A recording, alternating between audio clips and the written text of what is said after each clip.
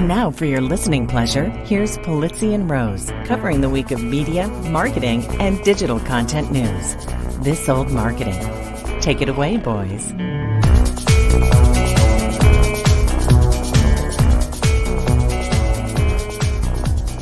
Well, hello, my friends. This is Robert Rose, and welcome to episode number 381 of This Old Marketing for Friday, June 23rd, 2023. It's almost my birthday, you guys. And with me, as always, my pal, my colleague, and a guy who definitely doesn't store his golf shirts in his secret document boxes, Mr. Joe Polizzi. How are you? Good morning. Good afternoon. Good evening. Yeah, you're. I always forget you're in morning. That's and right. I'm in pretty almost early afternoon time. That's right. I do have coffee. I do have a giant mug. I have of a little coffee. bit of coffee. I'm on second cup coffee. You like my tilt mug?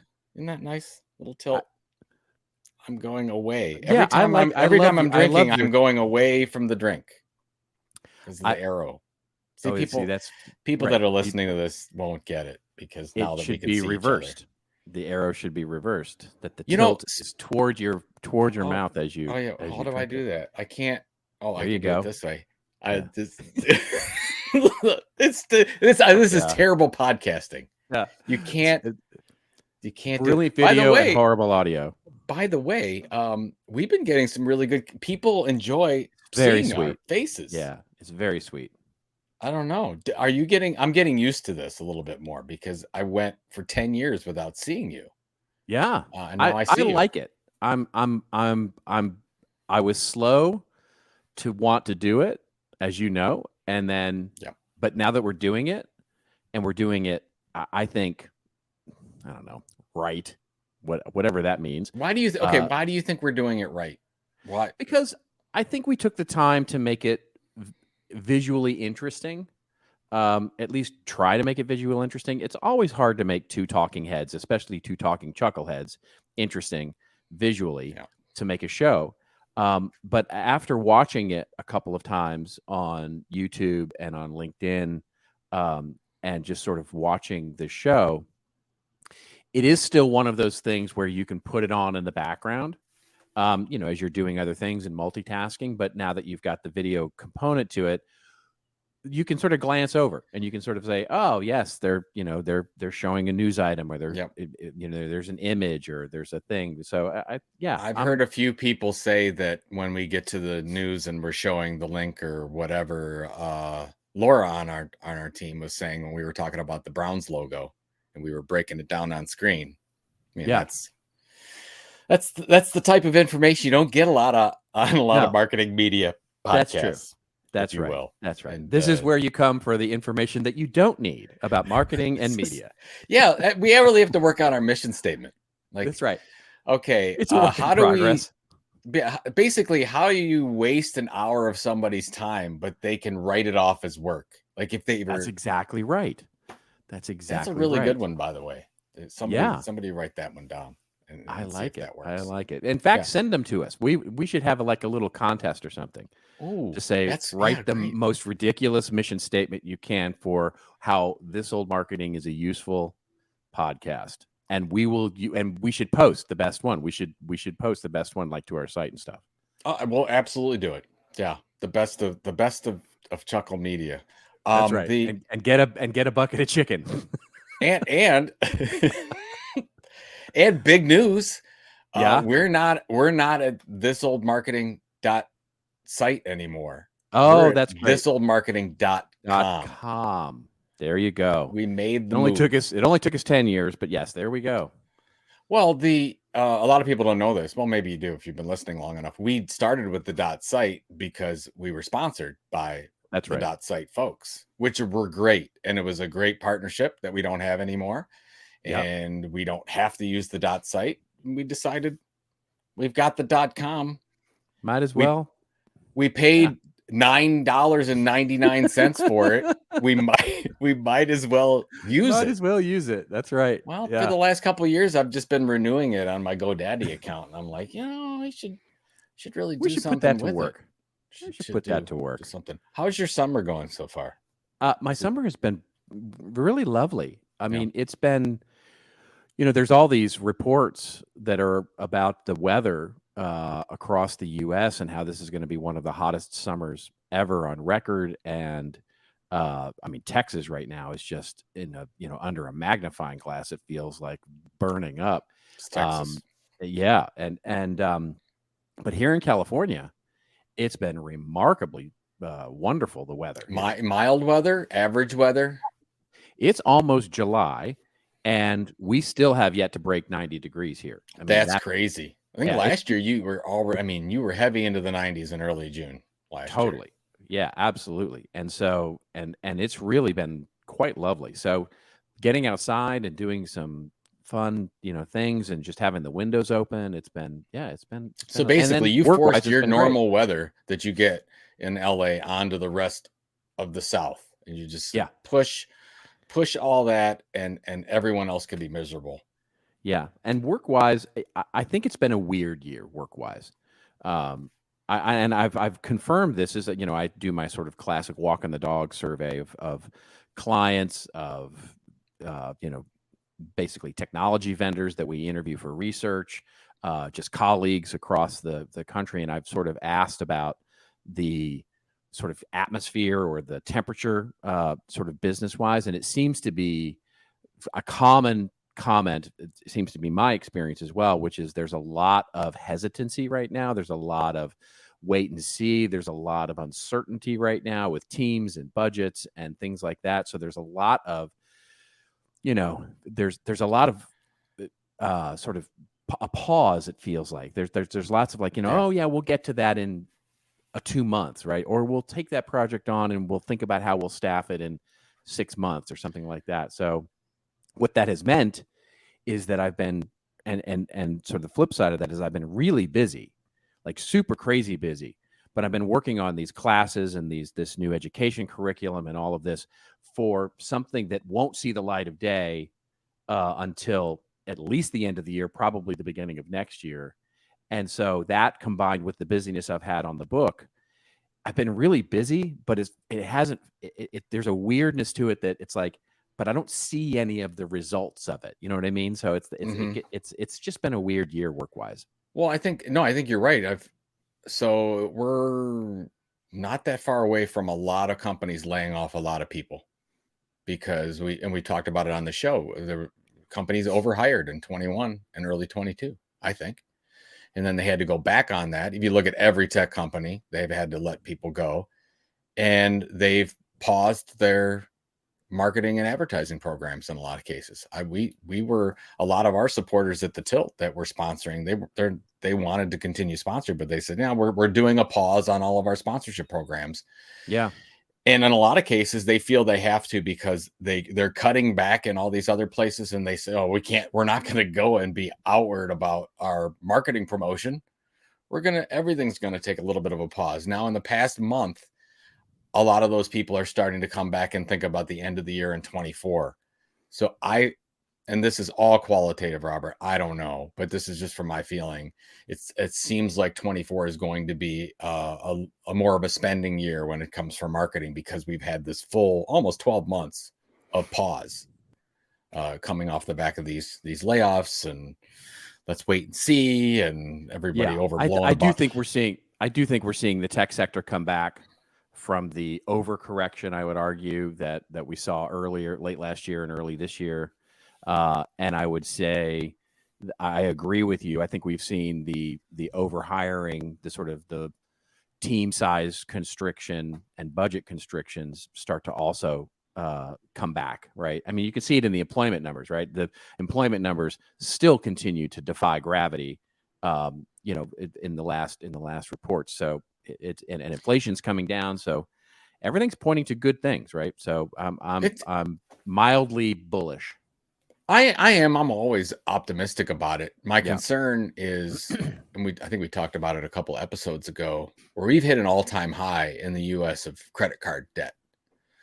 After everyone got their COVID checks and savings went to a 30% or whatever it was, this crazy number. Right. Now you're back to people deficit spending in their own lives. And I don't know how long that spending can hold from a consumer standpoint, because you're putting your new what's Apple's new Vision Pro on your credit card or whatever. Right, on your whatever PayPal you're account, gonna do. your PayPal pay over time account. Yeah, you're putting I don't know how long we can sustain that. And then the Fed came out this week and said that they're going to resume interest rates because they don't think they've gotten that inflation quite a bit or enough. It's still an ongoing issue. So more interest rates there. That's going to mean it's borrowing costs are going to be higher across the board and continue that way. So I don't know. Obviously, you've seen the stock market come back. Yeah. Stock market is up across the board. Bitcoin, Ethereum are up. I mean, everybody's sort of back to good times temporarily. I don't know how long that's going to last, but that's the thing that really kills me is this credit card debt. Yeah. Yeah. So, well, we've been there before though. I mean, it's like for the last 30 years. It's a natural pendulum swing when we've got interest rates like this that have been historic lows and then rose so quickly, right? You know, because people started to borrow to pay back their debt, right? And so they started borrowing longer term to pay back the debt that they had, and that of course comes at a higher interest rate. So it'll be interesting. And not that this is a financial show. No.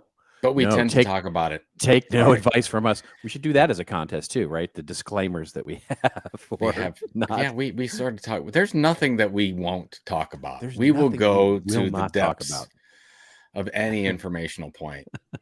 Anyways, how's your show flow this week? What do you have for wonderful show. We had some fun stuff to talk about this week. It is summertime, and it is getting close to holidays of the midsummer. Not midsummer. It just started summer. Summer that started this week, actually. Anyway, you're at midsummer. You're 2 days into summer, and you're already at midsummer. Midsummer. Yeah. Right. Wow, you are old. The days are going fast. There we go. This. Hold on tight. Remember this. Yeah, this. You're this. I'm old. This old marketing. That's Go ahead. Right. I'm sorry. All right. We've got some fun stuff here. We've got Twitter goes to con, trying to, and not Star Trek con, goes to con France. Trying to bring back some advertising. Twitter goes to cans. Yeah. And basically, we'll talk about what's going on there with their brand safety and how they're promising all sorts of new changes with Linda Yaccarino. And then just paired with that, because we had to, apparently Elon has challenged Zuck to a cage match, and Zuck has said yes. And so we'll talk about who might win in that particular cage match. Then TikTok. News out of TikTok.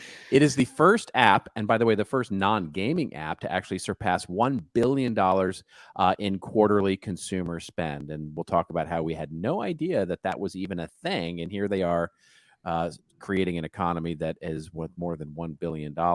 And then we will finish up with AB InBev, because, of course, with the boycott regarding Dylan Mulvaney and the LGBTQ community, they basically, AB InBev, the marketers, the senior level marketers there have come back and said, we should be humble with all of this boycotting. And we'll talk about what that actually really means and what the lessons might really be. I will talk a little bit about commentary in our Rants and Raves section about the continuing saga that's going on at Reddit, sort of feeding off of my little bit of a mini commentary last week, and talk about what the current state of the world of Reddit is.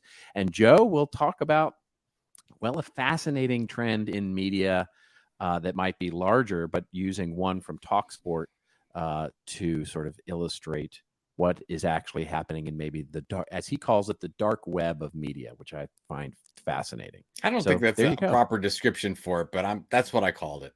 So I'm going to stick to it. I like it. I like it regardless. Okay. I like it regardless. That's nice. If you like it, then I'll stick with it. Let's just make sure that we all understand where the power in this partnership relies. Yeah. Every time you say Yaccarino, I think Yaccarino. I think of Pac-Man. Yaka. Waka. And we know it. That's Fozzie Bear. Yeah. She's the Fozzie Bear. We do a good Fozzie Bear. Social media. Linda Yaccarino. Yaccarino. All right, here we go. Okay. Our first, our cover story here, which is coming to us courtesy of Ad Age, and this is about Twitter. And Twitter goes to con. Twitter promises brand safety to win back ad dollars in con, even without Linda Yaccarino in con. Twitter's head of ad sales looks to assure marketers of the platform's safety. The article opens up by saying newly installed Twitter CEO Linda Yaccarino may not be attending the Conline International Festival of Creativity this week, but Twitter's ad sales team is there, and they are speaking the language of marketing that Twitter owner Elon Musk never quite embraced: brand safety. Chris Reedy, Twitter's head of ad sales, attended the festival to assuage advertisers' concerns about brand safety, which has been a constant problem on Twitter. Now, Twitter is talking about bringing in more guardians to prove that brands are not running any near objectionable material, and even if more harmful content is on the social media platform. Good luck with that. Twitter's con presence was reduced this year compared to its previous showings. Yaccarino, who just started in the role earlier this month, is not in attendance, and the company gave up a prime location on the beach where it used to host events. Google, Meta, TikTok, Amazon, Snap, Pinterest, and Reddit are all more visible this year. The article then goes on to still say Twitter's making use of its time, and basically has a bunch of included tweets from Chris Reedy talking about all the wonderful things that they're doing to enhance brand safety and suitability at Twitter. What did you think about all of this, and is it even real? I have definitely a take on this based on my personal experience over the last month with Twitter, but what do you think? Yeah, I would continue my rant from the last 6 months. Twitter ad product doesn't work. That's right. So this is going to be a moment in time where we're going to say, Twitter actually had an ad product? Yeah. And they went to con to tell people that it was safe, because brand safety and Twitter go hand in hand. I think it's a bunch of BS, if you ask me. I don't even know why they're wasting time doing this. If you are thinking of, and this is terrible, I don't work for any of these other companies, but if you are going to spend social media advertising dollars, I would look at Meta's products, I would look at Instagram and Facebook, and I would look at what LinkedIn is doing. Even though I have a little bit of concern about LinkedIn, they're throwing in way more ads into their feeds than they had in the past. I don't know if you noticed that. Yeah, well, the popularity is definitely not lost on anybody, right? So I don't. It's funny. My son, I sent my son to a link in LinkedIn, and the first thing he said was, "There are a lot of people on LinkedIn." Like, I didn't know, didn't know that was a thing. I'm like, yeah, welcome to. I think it was the first time he was ever on LinkedIn. So, how would you know? How would you? Yeah. know? But I guess that this is all. What is this? Just a perception play? It's a brand. They're just having a little bit of fun. I think somebody wanted to go to con, and they said, "How do we go?" Well, Linda, you're new. Go do the speech. Yeah. Go be by the. There's a carousel down there, or whatever. Go do she's the not thing. there. Yeah, she's not even there. Yeah. Oh yeah. Then what's the point? Why are you even doing this? I don't even know why they're. I don't even know why they're doing this whole thing. Well, I mean, it's sort of checking the boxes, right? They need to be there, else. We used to talk about this all the time when I was CMO of a software company, right? There are certain events that you have to be at because your absence would be more of a story than the actual presence. And so we used to go to these events. We had a booth at the various events that we would go to every single year, not because they were so great, but because they were so inside baseball for the competitors and the analysts, that if you didn't go, your absence would be so like, true. Why aren't you there? Yeah. What's going on? And so I think this is exactly that. This is the ad sales team showing up at con going, there's the classic meme of the dog and the fire, like everything's fine.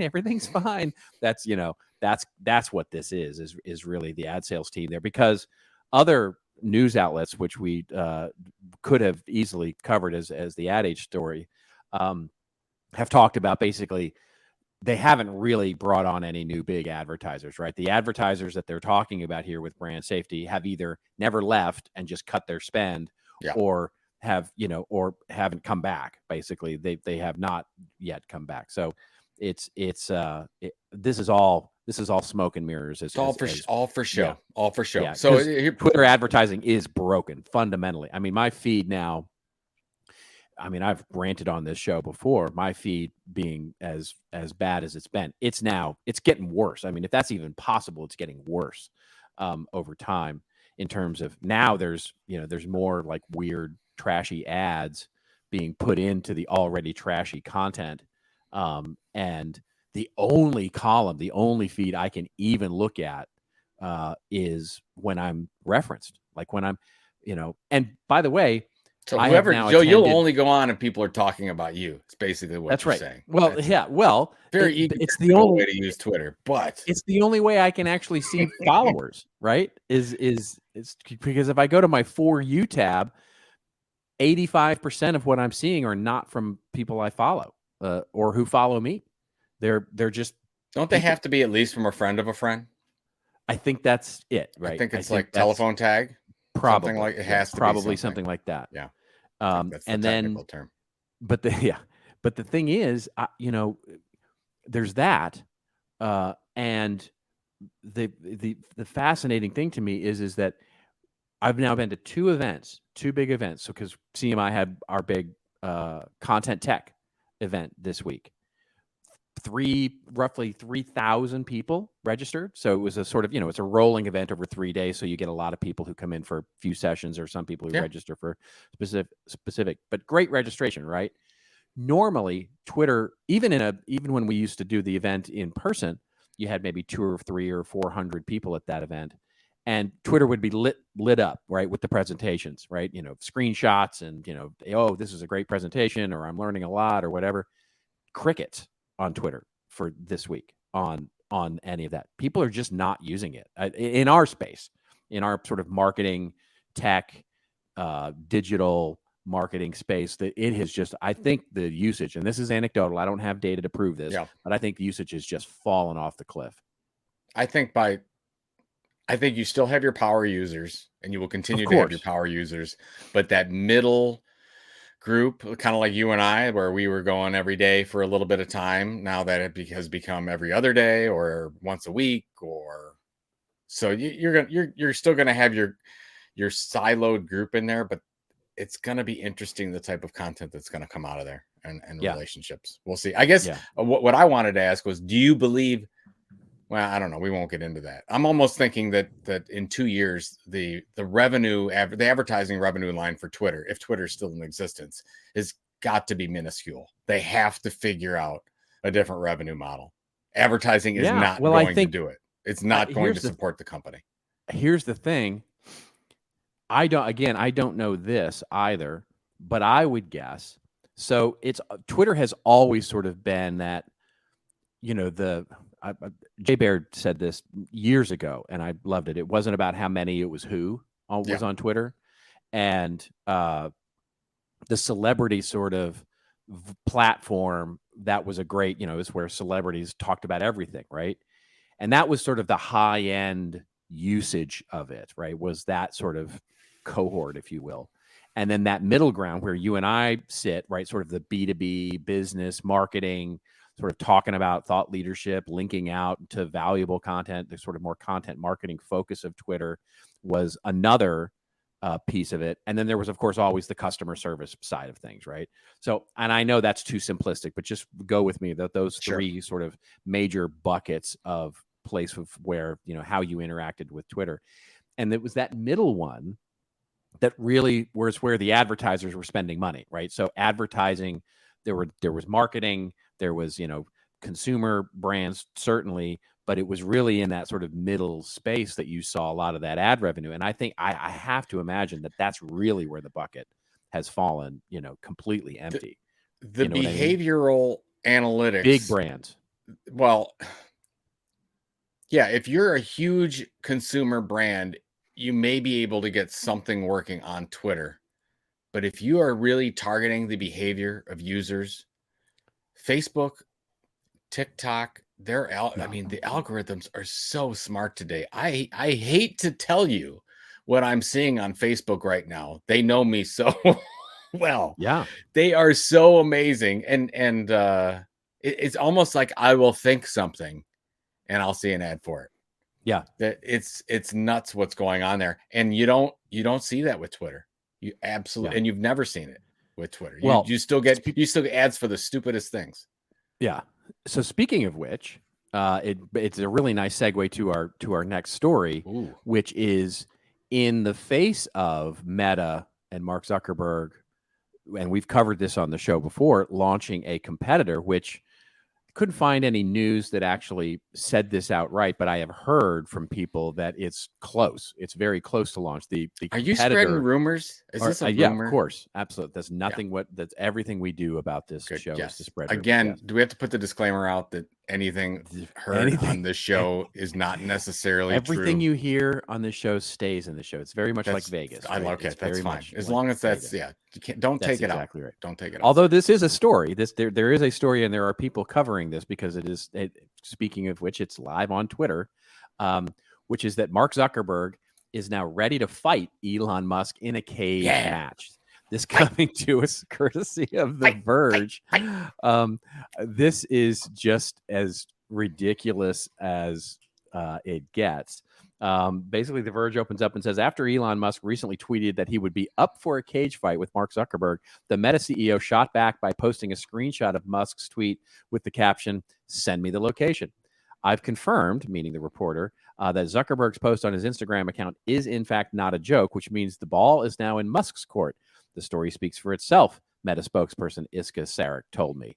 After this story was published, meaning the story here on The Verge, Musk responded with 2 words, Vegas Octagon. He then tweeted, I have this great move that I call the walrus, where I just lie on top of my opponent and do nothing.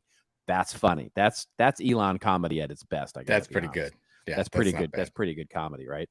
So then it has a couple of screenshots of the tweet and the sort of back and forth between them.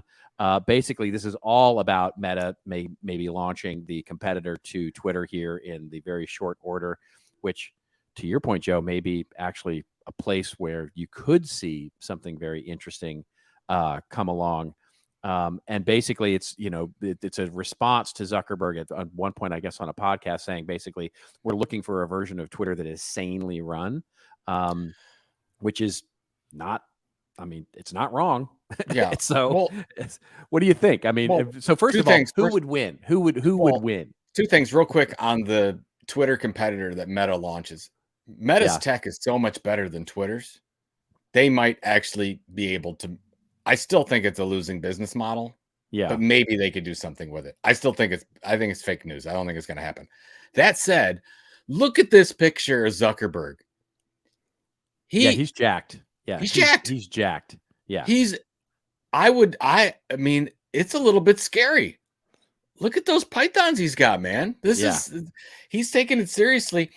I do not think that Elon is in the gym like Zuckerberg is. Zuckerberg is taking this thing seriously. Zuckerberg would kick the crap out of Elon Musk. Well, by the way, Zuckerberg is already he's an aspirational MMA fighter, and basically he's been studying jiu-jitsu for a long time. You don't want to mess with him. And by the way, he never loses. He should have lost that whole lawsuit to the Winklevi. And he had to pay a little bit of money, which ends up being 0.001% of his holdings. And he wins. He just knows how to win. Yeah. The whole metaverse thing, that was a temporary setback, which, by the way, the metaverse thing is going away as a term. I believe people will need to stop using metaverse because it's here's the interesting thing, though. Here's the interesting thing, and why I'm maybe a little more bullish on Meta launching a competitor here, because it would come through Instagram. I think that's been pretty well reported. It would sort of come out of that, right? It would be sort of a Twitter clone. Instagram would birth it, not necessarily Facebook. I think so. I think that's what I've read. And so, what's it called? We called it. Remember, we called it InstaFlop, right? InstaFlop would be. Yeah, but here's. I think it would have a chance, because the disparity between audiences is so vast right now. In other words, Twitter is the small backdoor sort of, raccoon at the door of Instagram in terms of size, right? It's just There's no comparison. Instagram would only have to convert, and I didn't do the math and I don't have the numbers in front of me, but it would be easily done. A very small percentage of their current audience who could use their existing logins, because they could make it very easy to do a single sign-on across Facebook, Instagram, and this new thing. And they're already doing it with Facebook and Instagram. Exactly. So they could immediately offer, like, use your existing account and just add this cool new thing that is a Twitter-like thing. Join the flop for free. Exactly. Join the flop for free. And think about all the celebrities who would just go, of course, right? And that becomes their new platform because there's no risk. And they can already do it because they're already doing it on Instagram, and they can already start posting, and they can make that their default press release or communication with their fans and all of that, which means more fans come online, join Insta, join this new thing. And basically that encourages us, that middle bucket, to start to join. That encourages ad because they're already talking about brand safety over there in much deeper ways. And it could very easily just put a giant hole in the audience bucket of Elon's Twitter. And I think it could work. I really do see how. Maybe you're right. Although Elon doesn't need any help seeing this thing go down the tubes. He doesn't. No, he could do it all by himself, and he's doing a really good job. Yeah. So let's, when somebody's making a mistake, right? What movie is that from? When your enemy's making a mistake, don't interrupt them. What's that from? Sun Tzu Art of War. Yeah. Yeah. So just let them go. So you could do. So you create the single sign on. You go to the flop, and instead of a tweet, you do the flip. So I'm going to do the flip and the flop. Whatever. It's so stupid. They're not going to do it. I know that. Yes. Could it happen? It's not going to happen. Why waste their time? I could totally see this happening. The only reason why this happens is because Zuckerberg hates Elon and wants to destroy him. That's the only this is not a business model discussion. That's it. And that's why he's getting jacked. Here's the thing. It's so easy to do. As you said, the technology is child's play. Just because it's easy doesn't mean it's right. Well, you have that stenciled somewhere on your wall at home. Just because it's easy doesn't make it right. I absolutely see how this even if it's a small thing, it could be very easy to do. I don't know. I put a bet on it. I would put a bet on it that they're going to do something in this space. Okay, let's put a bet on it. Yeah. How long? Let's give it till fall, September. Let's give it till September. Back to school, right? So you think something's going to be launched by September? Correct. Oh my God, I'd take that bet heartbeat. There's no way. There's nothing moves that fast. We're in media. I'm telling you, we're just getting started. This podcast is 10 years old. It's new. It's a new podcast. It's brand new. We're still whatever. All right.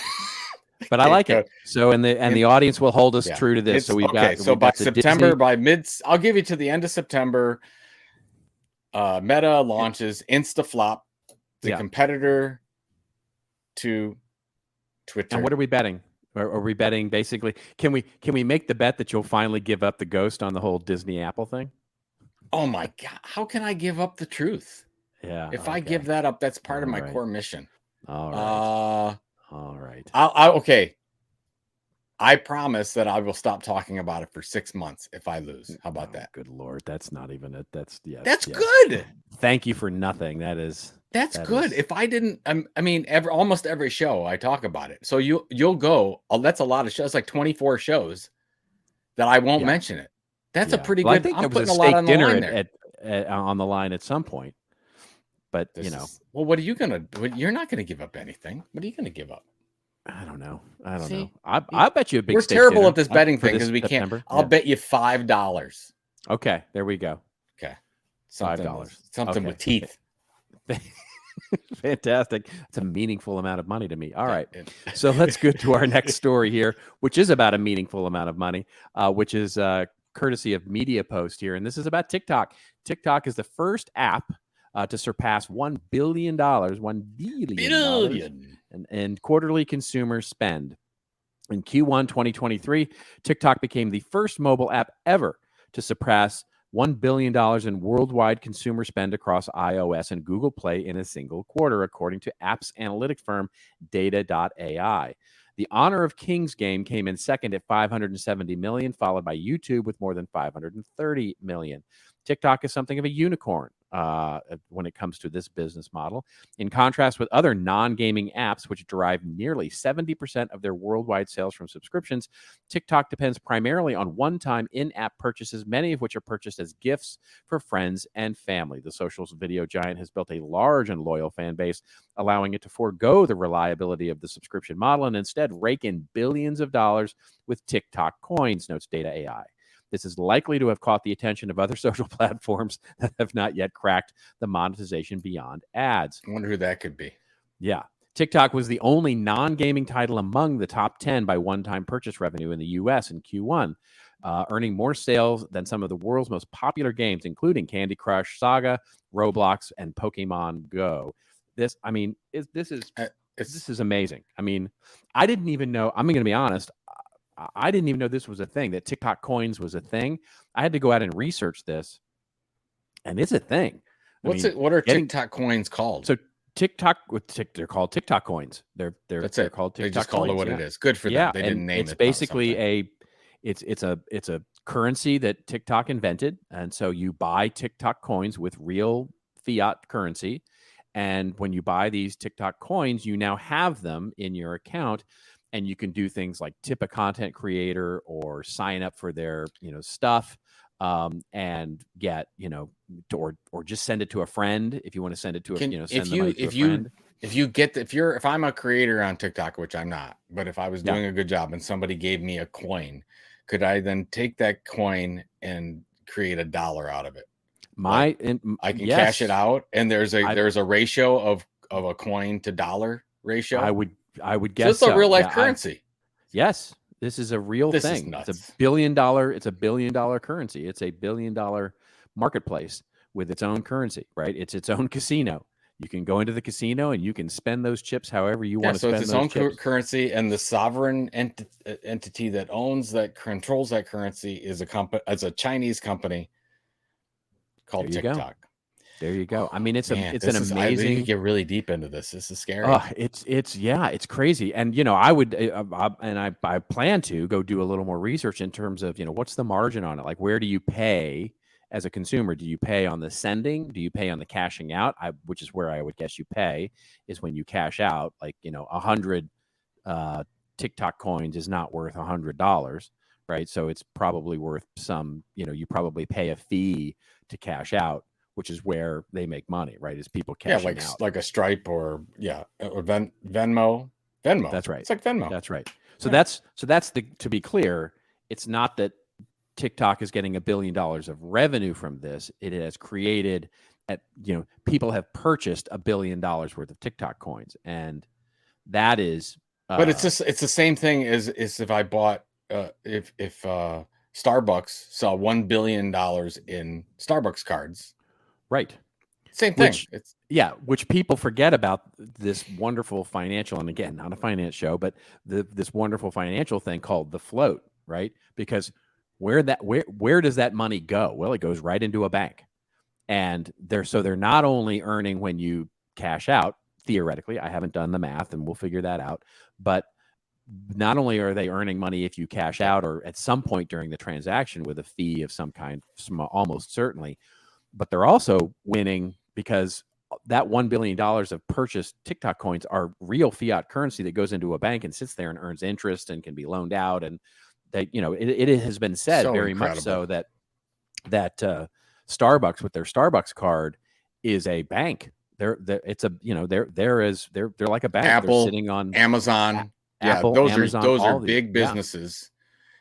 And there are financial rules for when they can put that certain things down on their balance sheet with that stuff and when it needs to be used. They can leverage that, but they can leverage, even if they just leverage it a little bit and get sort of a standard rate of return on it, like a 5 or 6 or 7%, standard rate of investment return on, and don't over leverage the, what's sitting in that quote unquote escrow account or whatever it is. But we have to be on TikTok, right? So we couldn't Yeah. ask people to send this old marketing TikTok coins because we actually have to have a TikTok account. Correct. You have to can't be in move the it marketplace. outside. That's right. See, Bitcoin's got the same problems. Like if you don't accept Bitcoin, it's an issue. But if you do, Right. Well, Bitcoin, it's even, but it's even more interesting than that, because Bitcoin, you can hardly spend it anywhere, right? I mean, it's it's at least within the well, idea of, you can in El Salvador. It is fair point. Yeah, fair point. It's become it will get there. I mean, my whole thing on it. It doesn't have to be a currency right now. It can just be a store of value. But in the future, in the very everyone will be able to use it. That's right. It's coming. That's right. But regardless, this is amazing. I'm glad you sent me this. I did not know that this was a thing. Yeah, I did not know. I knew that there was something, but I didn't know it was this big for sure. And to the fact that it's coming out twice as big, even if you don't believe Data AI's numbers here, because it would be impossible for them to really know the exact number.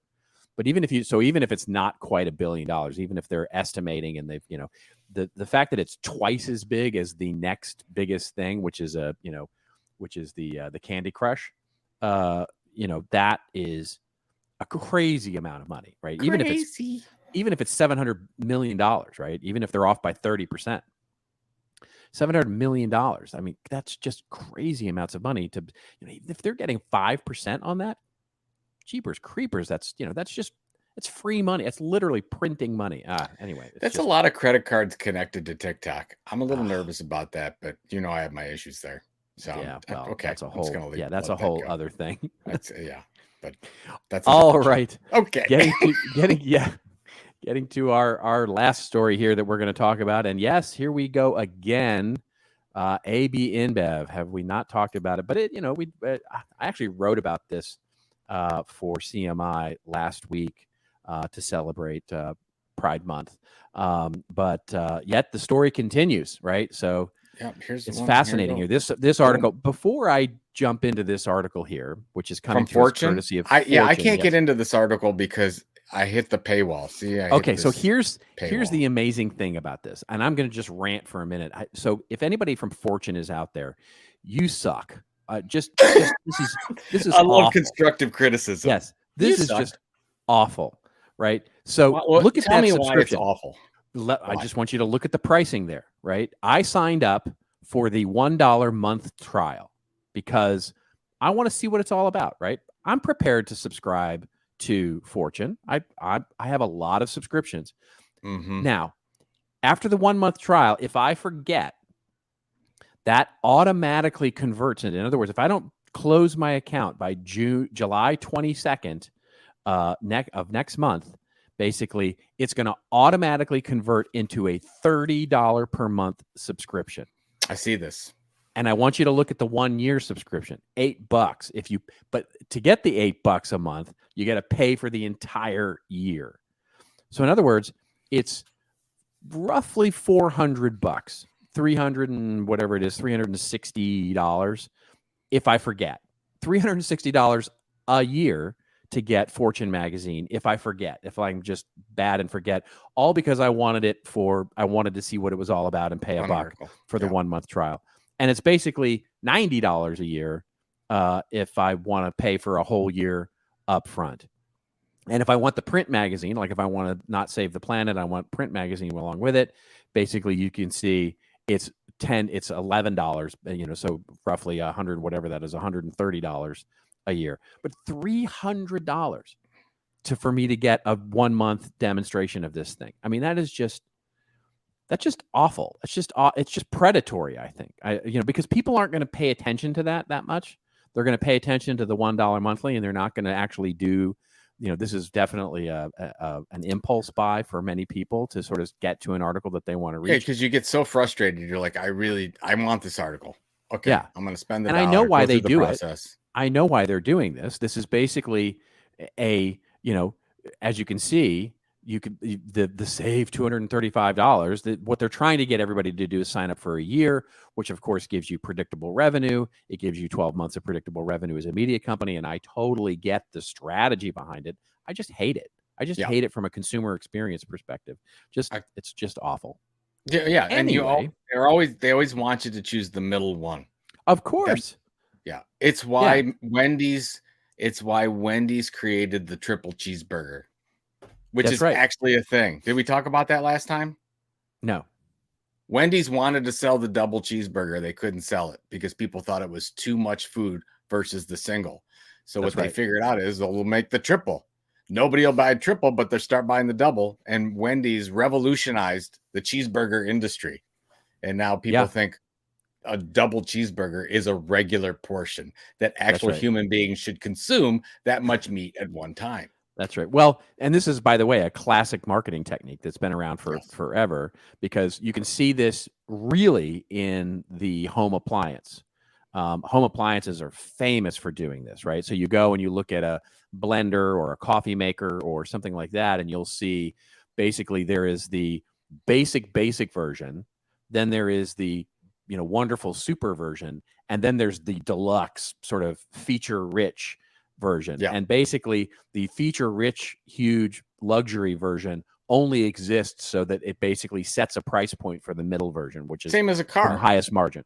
Same as a car. Same as a car. Yeah, it's like I'm going to buy the middle one that has a steering wheel, and that's right, exactly, and the brakes work. That's right. I'm going to go to this BBC article because I actually it's the same thing, so you can talk about it. Oh, you have I'm going to get my access to worth. the Fortune article now. I'm going to get my $1 worth out of Fortune. Tell me what it says.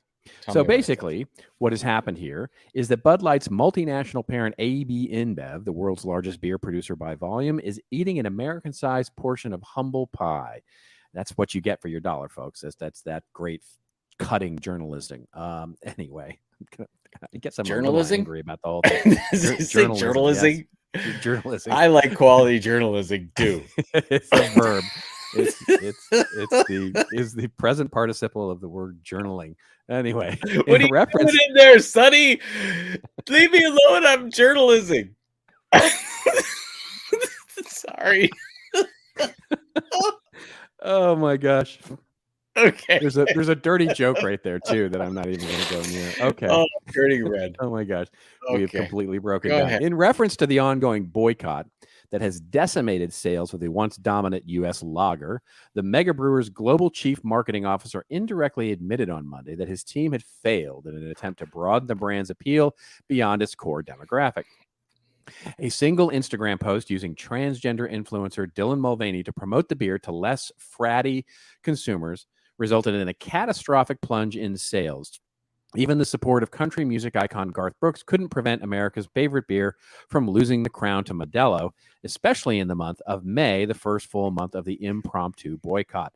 As the quote goes, "In the times like this, when things get divisive and controversial so easily, I think it's an important wake-up call to all of us marketers for us to be very humble," said Marcel Marcon, addressing an audience of peers in Cannes, according to trade publication Adweek.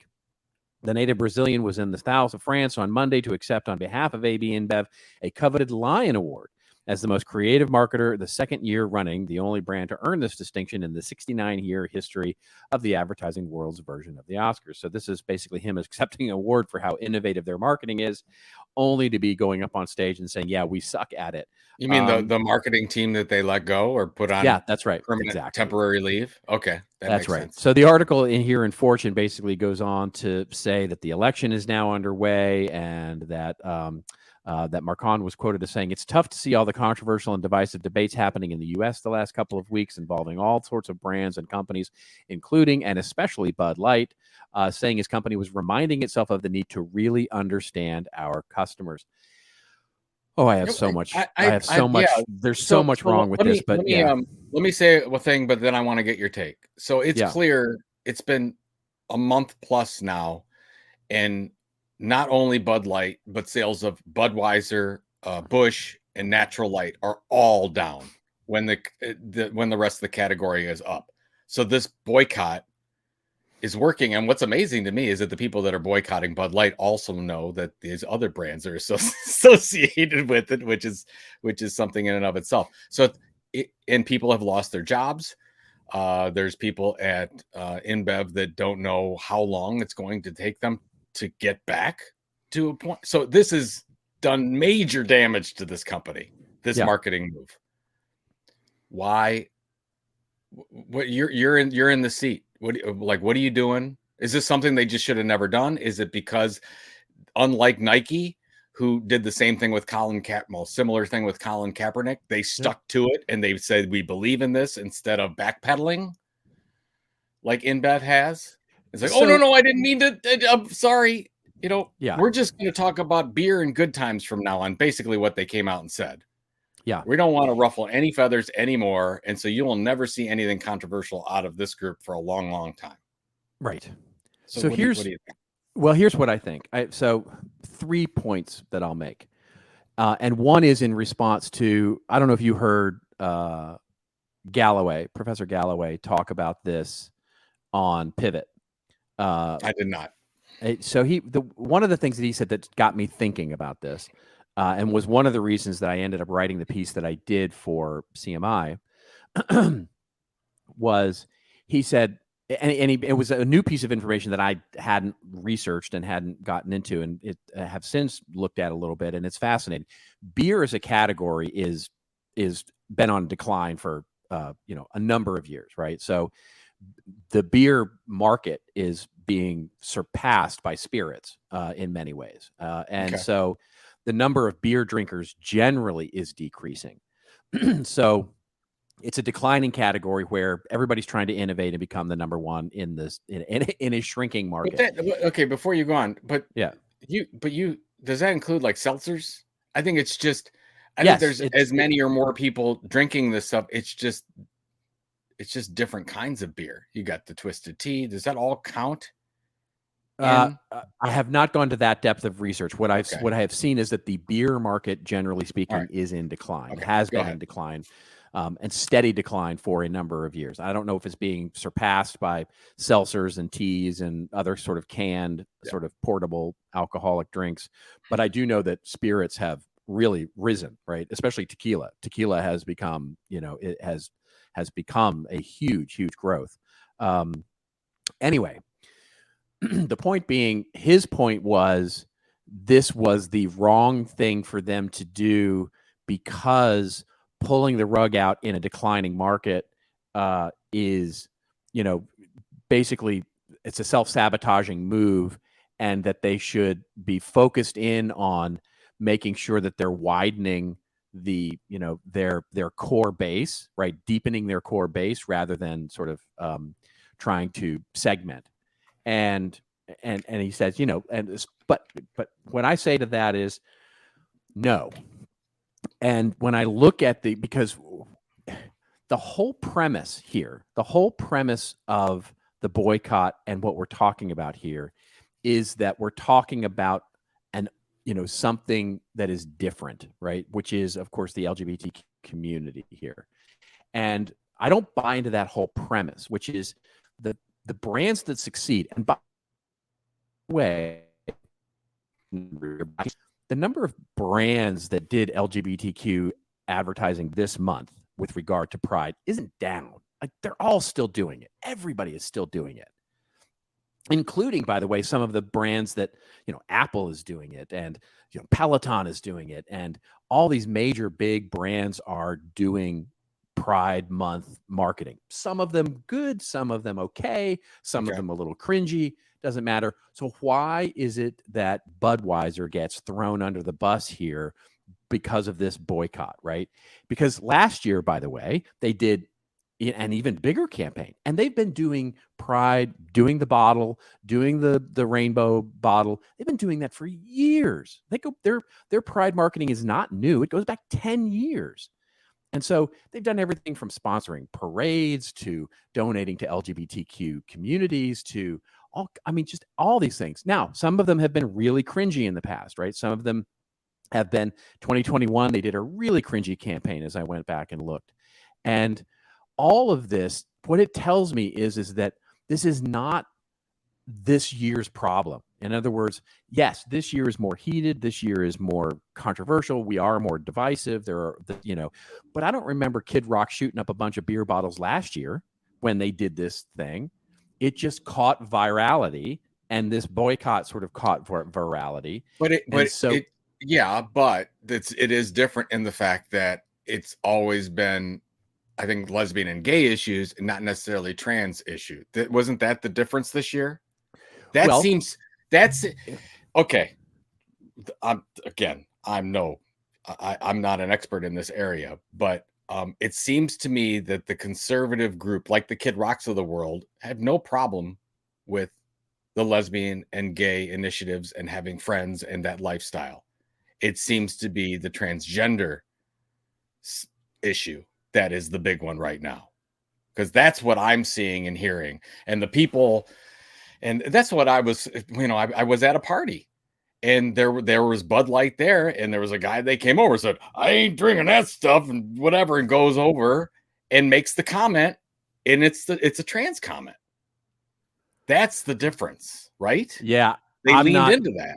Yeah, I don't think they're making that nuanced of an argument. I really don't. I think this is an easy excuse for them to get clicks and attention and all kinds of things that is on the wrong side of this argument.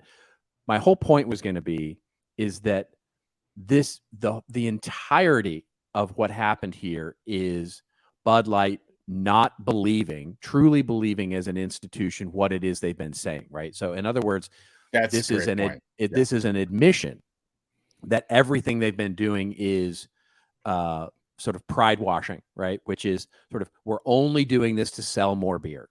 And we don't understand this audience.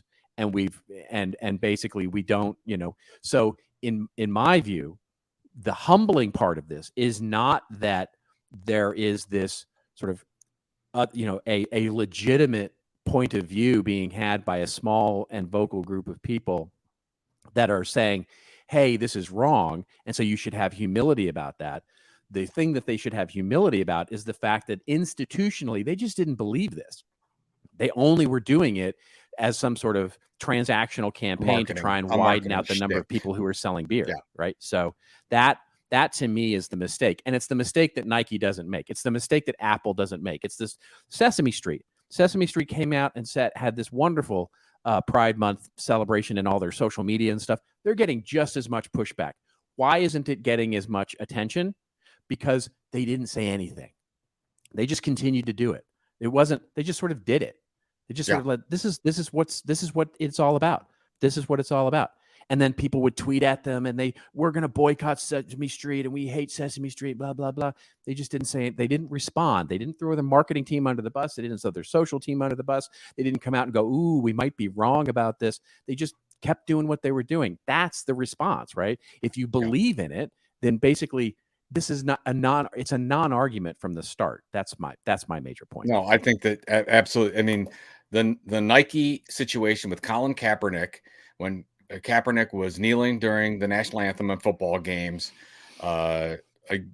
basically showing his silent protest against police brutality against African Americans and all. The people that saw Nike get behind that and felt something about that, they purchased Nike products. They were supporting Nike because Nike was taking a stand. In this case, nobody from either side. Like, there was nothing to make up. Okay, so whatever, Bud Light's down 26% or whatever. There's nobody from the LGBTQ community that's necessarily buying on the other side to offset, because they know that InBev does not stand for that. That's right. Exactly. That's not part of their core mission.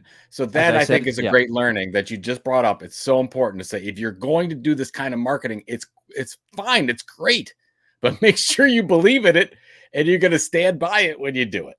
Right. As I've said to so many more, and this goes well beyond the LGBTQ community, goes into sort of aligning your brand or celebrating any community.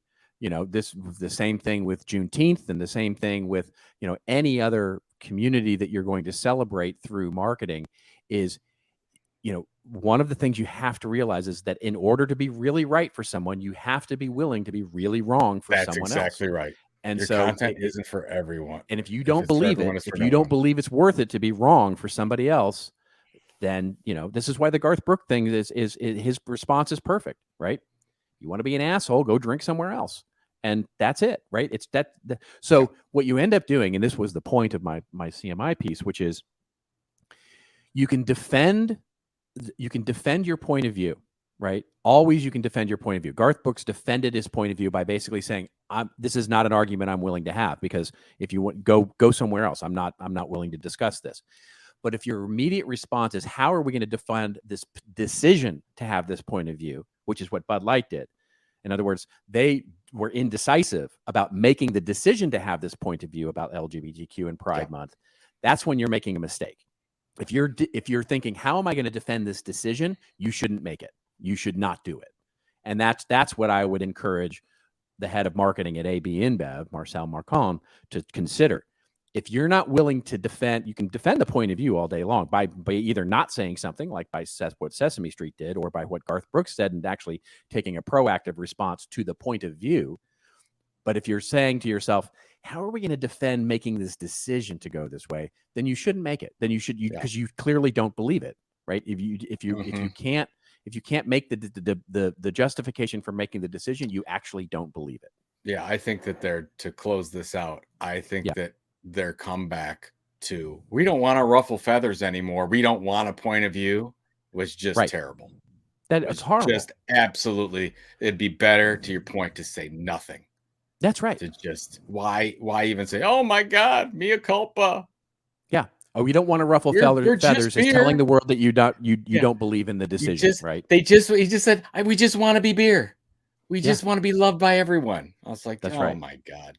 That's whatever. Right. All right. That's right. Okay. All right. Before we get to our rants and raves section, let's just remind everybody, by the way, that we've got some wonderful stuff at thisoldmarketing.com.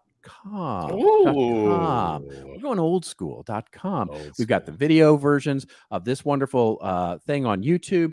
You can subscribe to Joe's amazing newsletter, The Tilt. You can join our little Experience Advisors community. You can get the show notes from all of our episodes. You can immerse yourself in 380 hours of chuckleheaded goodness over there. You can get all that stuff over on the website, because we love you. We really do. And by the way, you can send us voicemail. You can send us email. You can sort of tweet us up on the hashtag. Give us story ideas. We love the story ideas, of course. And you can talk to us literally. So do all of that. And basically, do it on LinkedIn too. If you're on LinkedIn and you're not on Twitter anymore, do it on LinkedIn. I'm doing the searches now on LinkedIn, and it's all good. So there you go. All right. What do you got? Let me go first. I don't really know if I have a point with this. I just want to tell you my experience is what happened. So basically, the U.S. Open was played last weekend, golf championship, biggest championship in the sport, depending on if you think the Masters is, but doesn't matter. And a gentleman named Wyndham Clark won. And there was some really no controversy, but there was some controversy from some people that said that during the match, when he was addressing his ball moved. And for those people that know golf, is when you address the ball and you move the ball enough that it actually changes the placement, it is a penalty. What Wyndham Clark should have done is should have stood back and said, "Whoa, I think my ball moved. I need an official to come in here." Didn't do that. Just go ahead and play. Nobody made mention of anything, but apparently the ball, what they call oscillated a little bit, went back to its normal place, and there would be no need for a penalty. None of that matters. The point is that all of the major sports, ESPN, the U.S. Open itself, PGA, whatever, didn't mention any. There was no talk about anything about this.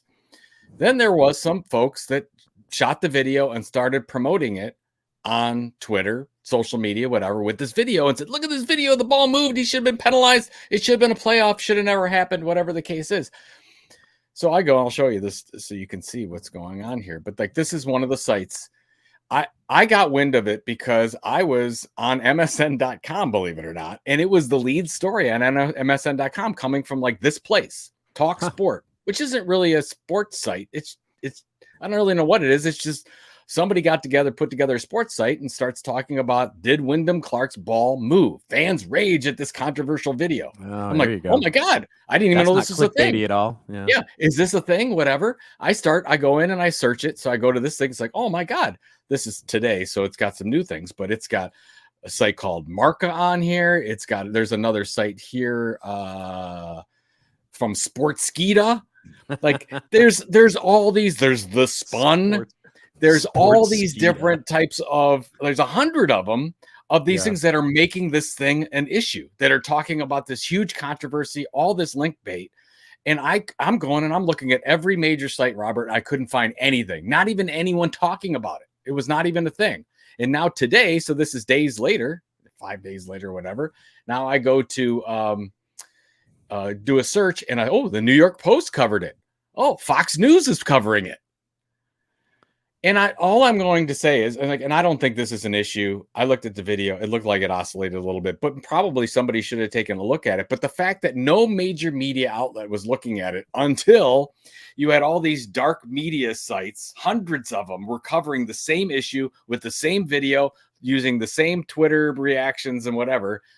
And then all of a sudden that bubbles up and it gets caught by the mainstream media, and I'm assuming the PGA is going to have to look at this now. Well, welcome to the media making the news by the arbitrage. Isn't this traffic. Crazy?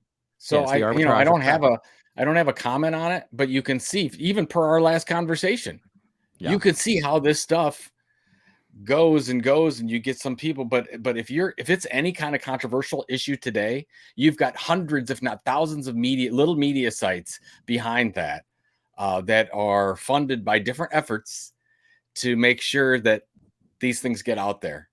And it's interesting to know. I just saw it happen, and it continues to happen, and there'll probably be some investigation coming from these slew of, and I wouldn't call them, they're not fake sites, but they're not reputable sites, I guess I would say, because they're covering the worst of sports. Sure. Yeah. You can see the same thing happening in news. You can see the same thing happening. The New York Post is famous for this, right? Where, you've got fringe news outlets like the New York Post, which are putting in clickbaity, sensationalistic headlines, all in the name of, we talked about this last week when we talked about the news, right? With it used to be in the newspaper business, if it bleeds, it leads, right? Yeah. And now it's, I need to find something that rhymes with clicks, but basically if it clicks, it licks or something. You might want to stop right there. Yeah. There's other basically. There's we can all rhyme. We all can rhyme. That's funny because it will get to it. It does segue it into my Reddit comment here in just a moment. But yeah, it's one of those things where I think, and to your point, it's a cycle of, it gets enough virality because of the amount of clickbaity, linkbaity headlines that drive the story, that at some point it starts creating the actions on the other side, right? That the PGA will now have to look at this because it's got enough, it's got enough vocal protest to it that they will see it as an opportunity to stay in the news, right? And that's the crazy news cycle that we live in these days. Just crazy. Yeah. Anyways, what is your mine very quickly here is that Reddit continues. And so this last week, we talked about last week how Reddit, because of the new API changes and the cost therein, were basically really making the mods, who are all volunteers for the most part, and sort of just have organically grown over time and have taken over basically by blacking out many of the subreddits that were there in various topics. Well, that went fine, but I guess didn't really get enough impact that they wanted. The CEO of Reddit has basically said, hey, this whole thing is going to blow over, the API access thing, it's going to be, but what we have seen over the last week, ooh boy, if your Reddit feed has gotten a lot more not safe for work, let's put it that way. Many of the most popular subreddits there have basically said, hey, we'll allow anything you want to post. So I was literally scrolling through my feed last night of quote unquote most popular, or the home feed, which is basically a amalgamation of many of the subreddits that you frequent. And yeah, it got, speaking of if it clicks and then rhyming with that, yeah, you saw all kinds of things, right? You saw, which, I mean, it can only be described as not safe for work. I mean, it's just stuff that you just like wouldn't want your kids to see. So they're all boycotting this thing. They're all doing this. And of course, now what Reddit has done is sort of thrown out their mods. My whole point in all of this is that as this adventure continues is this is a marketing problem. Again, a marketing and communications problem from the actual company.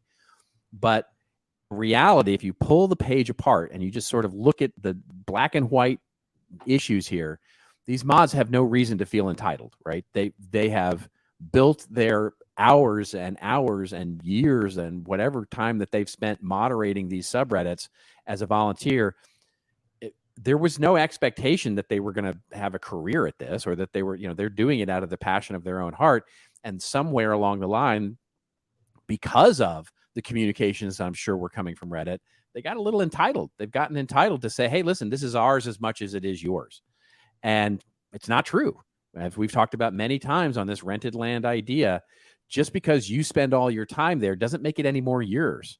And so it is truly, you're giving your time away to build their business. Yeah. And you are replaceable. So it is, you can say he's mean, you can say he's a jerk for doing this, the CEO, but it's perfectly within their right to do whatever they want to do. It's their business. And they want to manage it. And it's so it is.